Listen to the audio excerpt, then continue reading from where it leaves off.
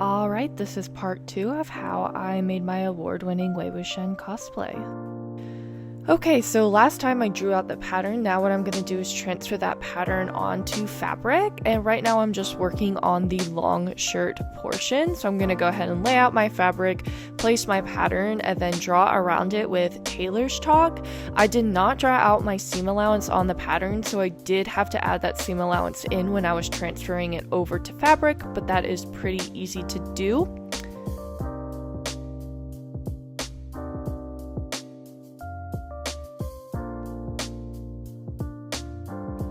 So then what I did was I just cut out along the lines.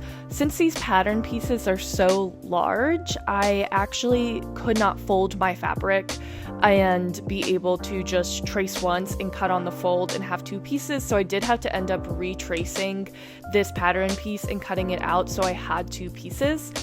And then also off camera, everything I did for my black fabric, I repeated for red fabric that is going to serve as the lining of this piece that I'm working on.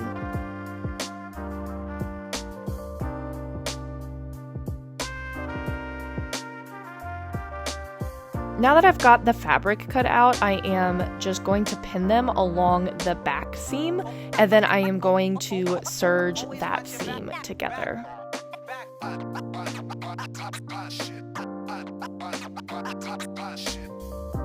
That is what it ended up looking like. The sides have not been stitched together, so you can see that those are still open, but this is generally how it's going to drape. So next up would be to sew those sides together. So we pretty much know the drill at this point. I go ahead and I just pin my side seams together, and then I head over to the serger and I serge those side seams together as well. So this is what it looks like once all the seams are sewed together, and this is what the red lining also looks like. What I also went in and did is I finished off all the raw edges with my serger, because at this point I'm pretty much going to move over to my sewing machine to complete the rest of the garment, and I wanted to make sure that there were no ends that were fraying. And in part 3, I'm going to show you how I made the sleeves and got that nice black to gray gradient, so make sure to come back for that.